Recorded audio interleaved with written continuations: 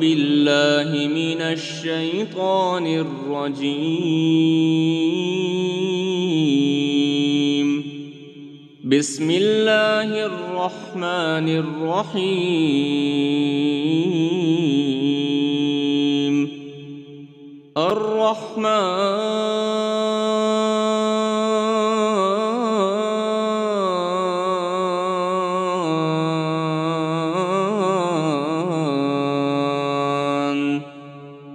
علم القرآن خلق الإنسان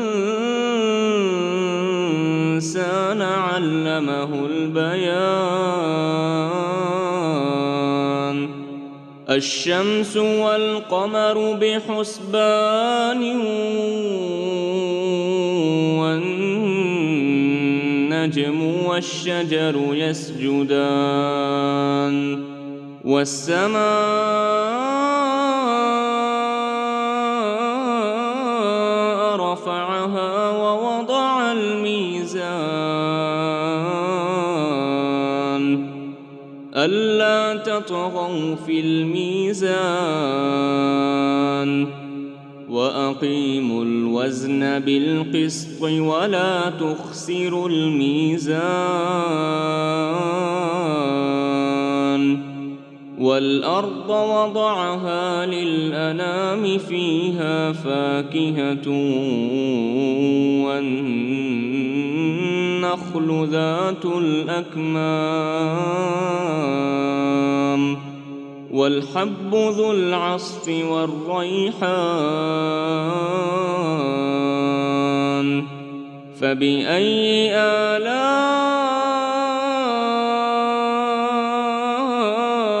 ربكما تكذبان؟ خلق الإنسان من صلصال كالفخار وخلق الجان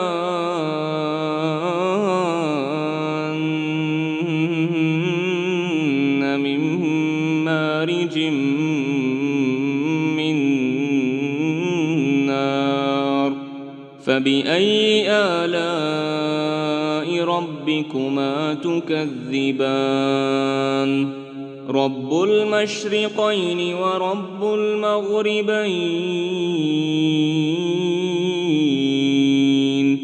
فبأي آلاء ربكما تكذبان؟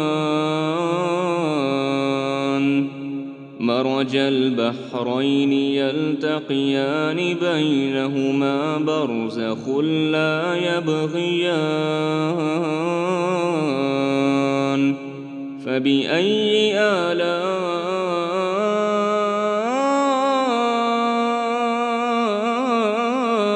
ربكما تكذبان؟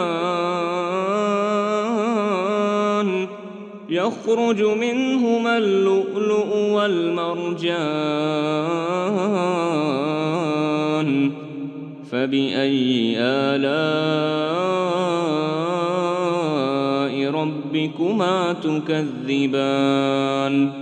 وله الجوار المنشآت في البحر كالأعلام.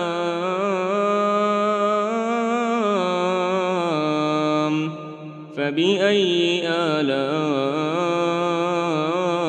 ربكما تكذبان؟ كل من عليها فان ويبقى وجه ربك ذو الجلال والإكرام.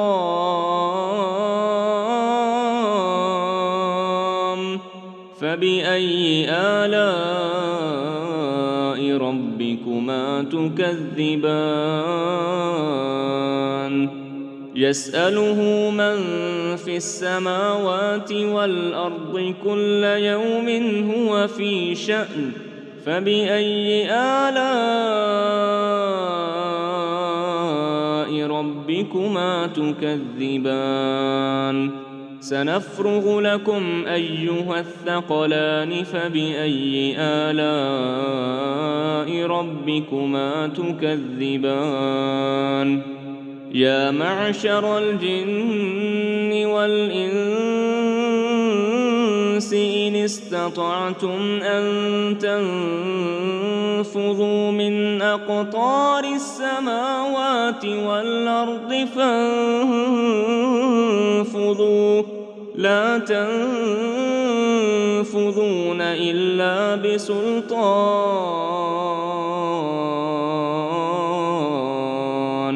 فبأي آلاء ربكما تكذبان يرسل عليكما شواظ من نار ونحاس فلا تنتصران فبأي آلاء ربكما تكذبان فإذا انشقت السماء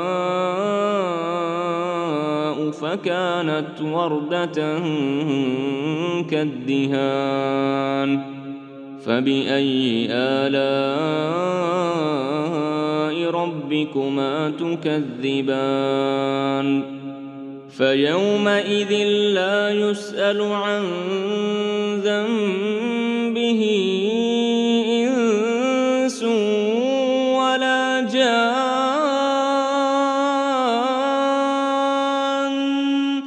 فبأي آلاء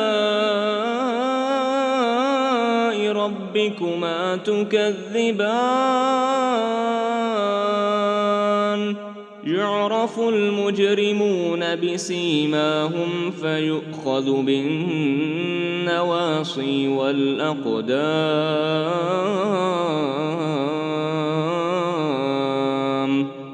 فبأي آلاء ربكما تكذبان هذه جهنم التي يكذب بها المجرمون يطوفون بينها وبين حميم آن فبأي آلاء ربكما تكذبان ولمن خاف مقام ربه جنتان فبأي آلاء ربكما تكذبان ذواتا أفنان فبأي آلاء ربكما تكذبان فيهما عينان تجريان فبأي آلاء ربكما تكذبان فيهما من كل فاكهة زوجان فبأي آلاء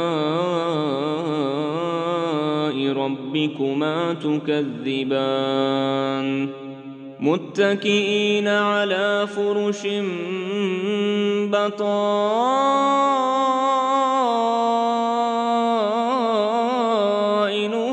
من استبرق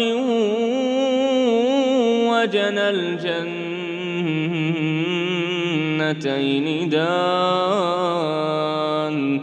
فبأي آلاء ربكما تكذبان فيهن قاصرات الطرف لم يطمثهن إنس قبلهم ولا جان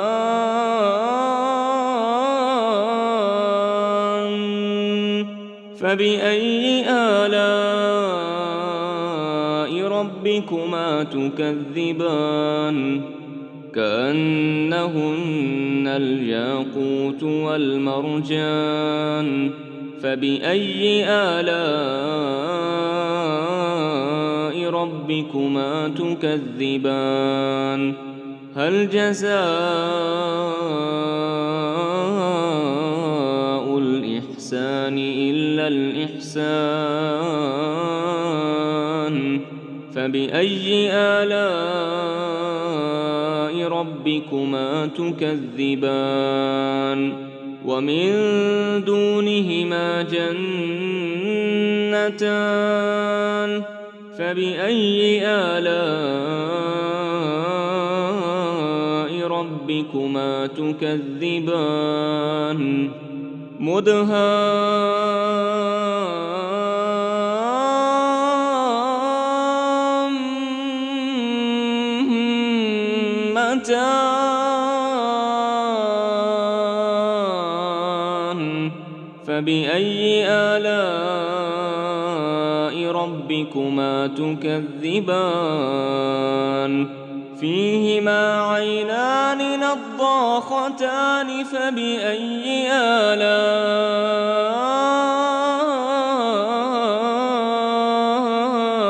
ربكما تكذبان فيهما فاكهة ونخل ورمان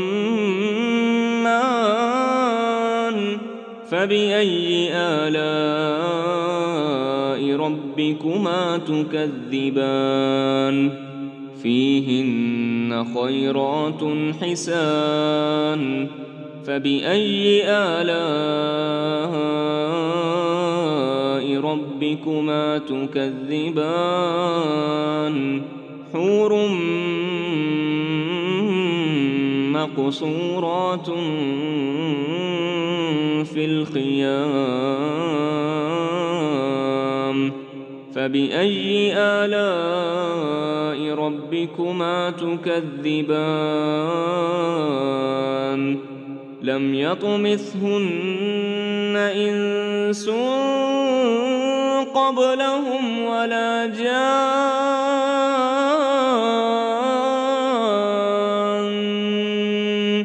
فبأي آلاء ربكما تكذبان متكئين على رفرف خضر وعبقري حسان فبأي آلاء ربكما تكذبان تبارك اسم ربك ذي الجلال والإكرام